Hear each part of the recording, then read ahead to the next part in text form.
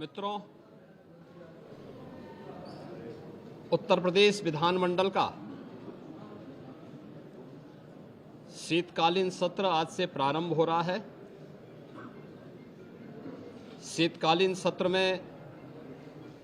प्रतिभाग करने के लिए आ रहे सभी माननीय सदस्यों का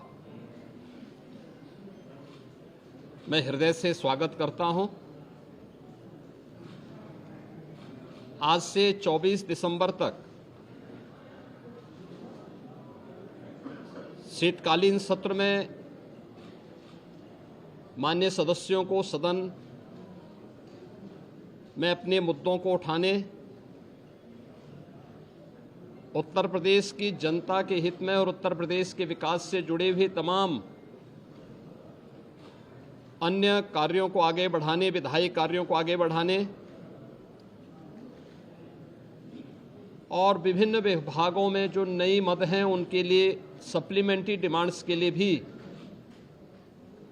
यह शीतकालीन सत्र अत्यंत महत्वपूर्ण होगा। इस अवसर पर राष्ट्रगीत वंदे मातरम के 150 वर्ष पूर्ण होने के उपलक्ष्य में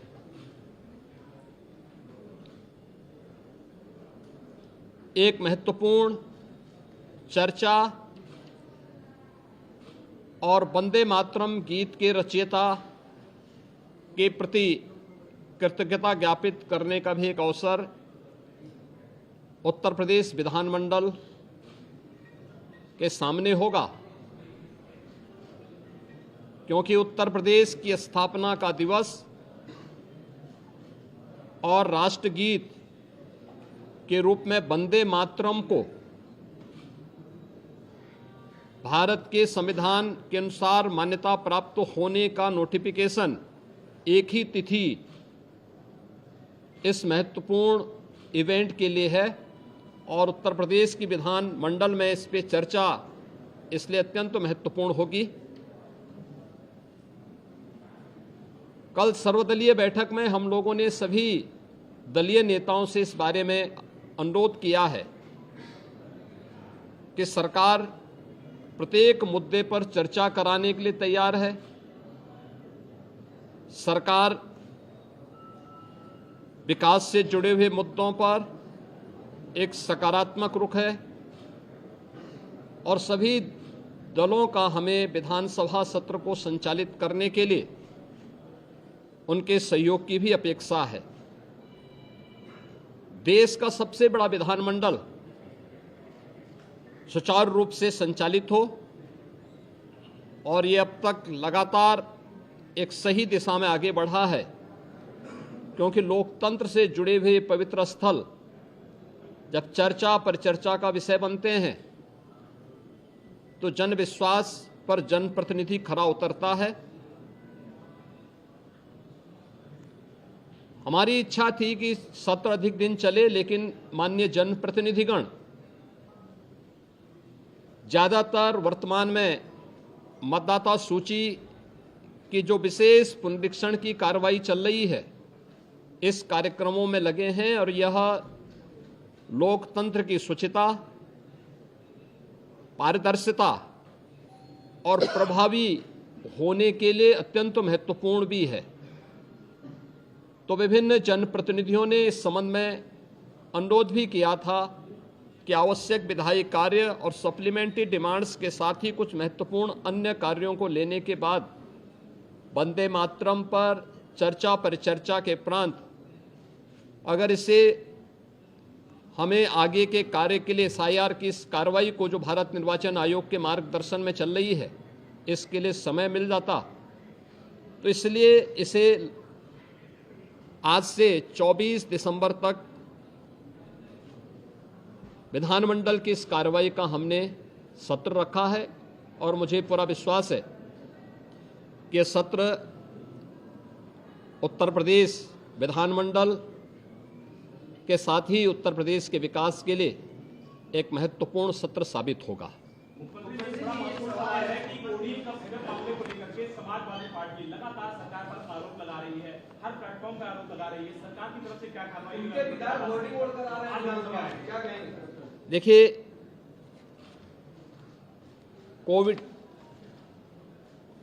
कोडिन फास्फेट यह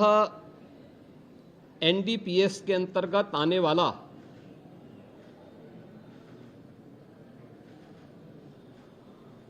एक औषधि है जिसका निर्माण कोडिन युक्त कफ सिरप यानी गंभीर खांसी के लिए कफ सिरप बनाने के लिए उपयोग होता है, लेकिन सेंट्रल नारकोटिक्स ब्यूरो के द्वारा इसे केवल उन्हीं औषधियों के निर्माण के लिए आवंटित किया जाता है। इसके लिए उसका कोटा, उसका आवंटन, ये सभी सेंट्रल नारकोटिक्स ब्यूरो के द्वारा तय होते हैं। इस मामले इसकी यह कफ सिरप तमाम जगहों पर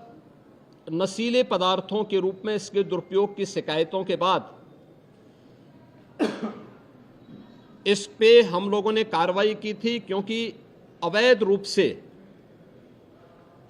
इसकी तस्करी की शिकायतें आई थीं और ये उत्तर प्रदेश पुलिस ने एनडीपीएस, जो उत्तर प्रदेश का एफएसडीए विभाग है, इसके नेतृत्व में हम लोगों ने उसको एनडीपीएस के दायरे में लिया, क्योंकि माननीय उच्चतम न्यायालय ने भी इसको इस रूप में माना है और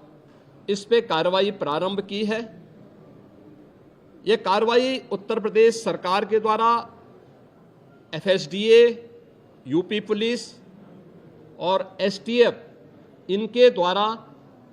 प्रारंभ की गई है, जिसमें अब तक हम लोग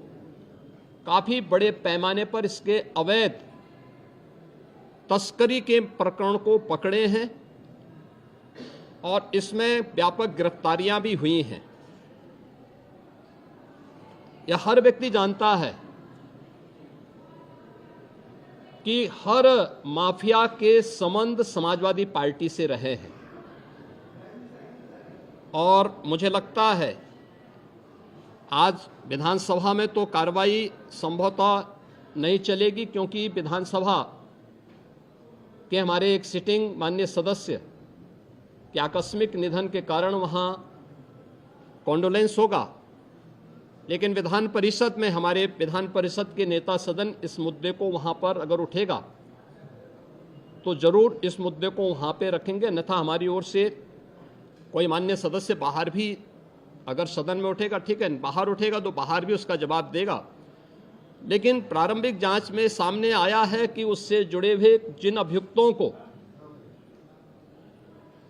एसटीएफ या यूपी पुलिस की कार्रवाई में पकड़ा गया है, उनके कुछ संबंध समाजवादी पार्टी से सामने आए हैं और समाजवादी पार्टी जो अपने कार्य के अनुरूप जिसका जो बदनाम हो चुकी है और पहले से कुख्यात है,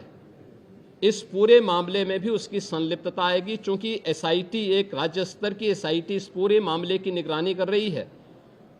जिसमें यूपी पुलिस, एफएसडीए, इनसे जुड़े हुए सभी अधिकारी मौजूद हैं। इनके अवैध